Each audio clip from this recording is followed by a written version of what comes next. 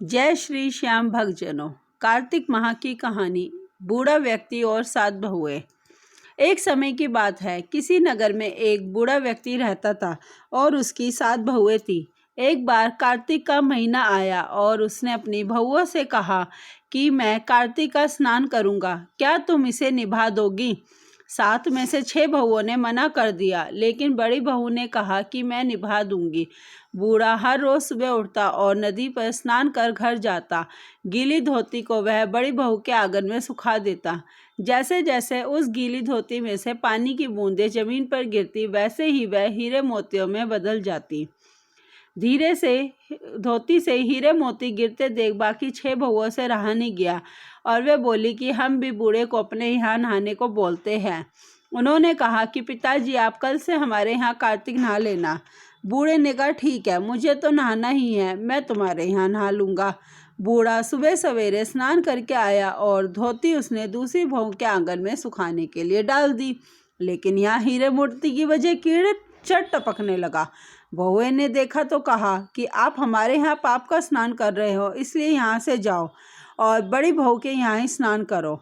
बूढ़ा वापस बड़ी बहू के आया और कार्तिक का स्नान करने लगा। स्नान करके उसने फिर धोती सुखाई तो फिर से हीरे मोती गिरने लगे।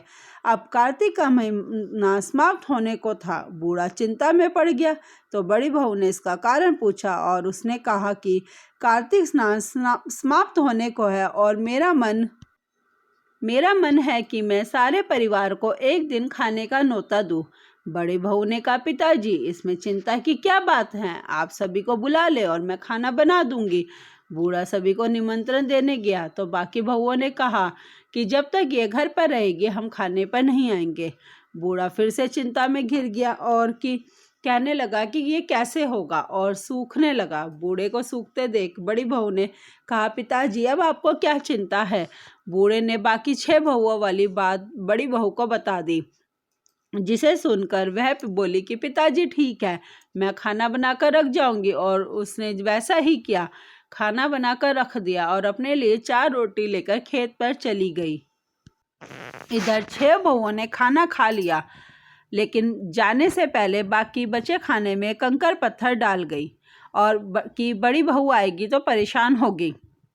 इधर खेत में बैठकर बड़ी बहू कहने लगी कि राम जी की चिड़िया, राम जी का खेत, चुगलो चिड़िया भर भर पेट। मेरे ससुरे ने घर में जगह दी और मैंने खेत में।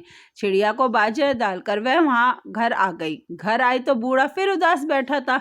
उसने फिर पूछा कि यह उदासी क्यों? सब ठीक ठाक निमट गया ना? वह बोला कि हाँ, सब निमट तो ठीक ठाक गया, लेकिन वह तेरी दौरानिया बाकी बचे खाने में कंकर पत्थर व मिट्टी डाल गई। बहू ने कहा कि कोई बात नहीं पिताजी, मैं तो अपने लिए 4 रोटी फिर बना लूंगी। बहू बूढ़े से बात कर घर के भीतर जाकर खाने को देखती है, लेकिन वह देखती है कि जिस खाने में वह कंकर पत्थर डालती है वह तो हीरे मोती में बदल गए हैं। घर की जगह महल खड़ा हो गया है और धन दौलत से भर गया है। अन्न के भंडार घर में भरे पड़े हैं। वह बूढ़े को बुलाकर कहती है कि पिताजी, आपने तो कहा था मेरे लिए कुछ नहीं बचा, लेकिन यहाँ तो हीरे मोतियों के भंडार भरे हुए हैं, पूरे घर में धन की वर्षा हो रही है, साधारण सा घर महल में बदल गया।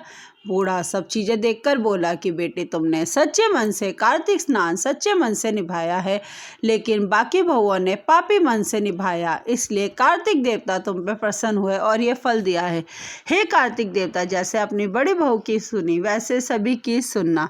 जय श्री श्याम भक्तजनों। इसी तरह की कार्तिक मास की और कहानियों के लिए मेरे चैनल को आप लाइक और सब्सक्राइब करना ना भूलें। जय श्री श्याम। श्री कृष्ण शरणम मम।